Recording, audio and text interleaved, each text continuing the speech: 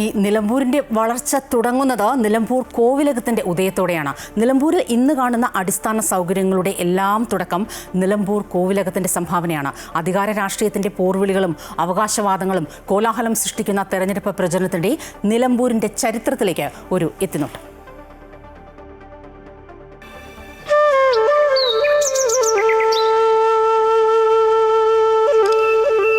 നിലമ്പൂർ എന്നാൽ മുളകളുടെ നാടെന്നാണ് അർത്ഥം. കാടും മലനിരകളും ആദിവാസി സമൂഹവും വന്യമൃഗങ്ങളും മാത്രമുണ്ടായിരുന്ന നിലമ്പൂരിനെ ആധുനികതയിലേക്ക് കൈപിടിച്ചു നടത്തിയത് നിലമ്പൂർ കോവിലകമാണ്.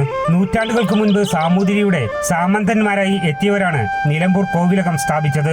ചാലിയാറിന്റെ തീരത്ത് തെങ്ങോലയും പുല്ലും മേഞ്ഞ കെട്ടിടത്തിലായിരുന്നു കോവിലകത്തിന്റെ തുടക്കം. കൃഷിപ്പണിക്കായി കൊടുങ്ങല്ലൂരിൽ നിന്ന് മുസ്ലിങ്ങളും വസ്ത്രങ്ങൾ ഉൾപ്പെടെയുള്ള വാണിജ്യ ആവശ്യങ്ങൾക്കായി ചെട്ടിമാരെയും പാത്രനിർമ്മാണത്തിനായി ആന്ധ്രയിൽ നിന്ന് കുമ്പാരന്മാരെയും കോവിലകത്തുകാർ നിലമ്പൂരിലെത്തിച്ചു. നൂറ്റാണ്ടുകൾക്കൊപ്പമുള്ള കോവിലകത്തിന്റെ വളർച്ചയോടൊപ്പം നിലമ്പൂരും വളരുകയായിരുന്നു. ഇടവഴികളും കാളവണ്ടിക്ക് പോകാനുള്ള മൺപാതകളും റോഡുകളായി വികസിച്ചതും പൊതുഗതാഗതം തുടങ്ങിയതും കോവിലകമാണ്. വിദ്യാഭ്യാസ സ്ഥാപനങ്ങളും ആശുപത്രിയുമെല്ലാം നിലമ്പൂർ തുടങ്ങിയത് കോവിലകത്തിന്റെ താല്പര്യപ്രകാരമാണ്. ഇവിടുത്തെ ഡെവലപ്മെന്റിന്റെ ഒക്കെ തുടക്കം നിലമ്പൂർ കോലം തന്നെയായിരുന്നു. ഇപ്പോൾ ഗവൺമെന്റ് മാനവേദന ഹൈസ്കൂൾ ഇവിടെ ഹോസ്പിറ്റൽ പണിയാൻ സ്ഥലവും ബിൽഡിങ്ങും കെട്ടിക്കൊടുത്തു. അങ്ങനെയാണ് ഇന്നത്തെ ഗവൺമെൻറ് ഹോസ്പിറ്റൽ വന്നിട്ടുള്ളത്. ലോ ആൻഡ് ഓർഡർ ഇവിടെ എന്തെങ്കിലും പ്രശ്നം വന്നാൽ വണ്ടൂർ പോകണം, പോലീസ് സ്റ്റേഷനൊന്നുമില്ല. അങ്ങനെ ഇപ്പോഴത്തെ പോലീസ് സ്റ്റേഷൻ്റെ സ്ഥലവും ബിൽഡിങ്ങും ഉണ്ടാക്കി കൊടുത്ത് ഈ വാനവേദരാജയുടെ കാലത്ത് നിലമ്പൂർ കൊണ്ടുവന്നത്. ബസ് സർവീസ് കൊണ്ടുവന്നതും ഇതേയാണ്. നിലമ്പൂർ മോട്ടോർ സർവീസ് ഉണ്ട്. ക്രമേണ ഇവിടെയുള്ളൊരു ഇക്കോണമി ഡെവലപ്പ് ചെയ്ത് കൊണ്ടുവന്നത് ഇവിടെയാണ്. ആദിവാസി സമൂഹത്തോടെയും സഹവർത്തിത്വത്തോടെയുള്ള സമീപനമാണ് കോവിലകത്തിനുണ്ടായിരുന്നത്. പാട്ട് അടിയന്തരം നിലമ്പൂർ പാട്ട് എന്നാണ് പറയാം. അത് ഒരു ആഘോഷമായിട്ട് നടത്തുന്നത്. ഇത് നടത്തുന്നത് ഈ ട്രൈബൽസിന് വേണ്ടിയിട്ടുള്ളതാണ്.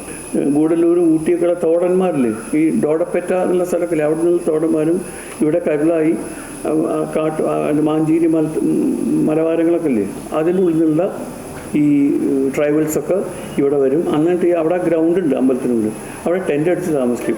1921 കലാപകാലത്തുണ്ടായ ചില അനിഷ്ട സംഭവങ്ങൾ ഒഴിച്ചാൽ എല്ലാവരും ഒരുമയോടെ ജീവിക്കുന്ന പ്രദേശമാണ് നിലമ്പൂർ. 4 കെട്ടുകളും 16 കെട്ടുകളും എല്ലാമായി നിരവധി കെട്ടിടങ്ങൾ വംശവർദ്ധനയ്ക്കനുസരിച്ച് നിർമ്മിച്ചിരുന്നു. എന്നാൽ ഇന്ന് പല വീടുകളും അടഞ്ഞുകിടക്കുകയാണ്. പ്രധാനമന്ത്രിയായിരുന്ന ജവഹർലാൽ നെഹ്റു വലിയ കോവിലകത്ത് താമസിച്ചിട്ടുണ്ട്. കോവിലകത്തിന്റെ ചരിത്രമെന്നാൽ അത് നിലമ്പൂരിന്റെ ചരിത്രം തന്നെയാണ്. കാലപ്രവാഹത്തിൽ ഒരുപാട് മാറ്റം വന്നെങ്കിലും നിലമ്പൂർ കോവിലകം ഇന്നും അതേ പ്രൗഢിയോടെ നിലനിൽക്കുന്നു. ക്യാമറാമാൻ അമർജിത്തിനോടൊപ്പം T K Aravindan, Amrita news.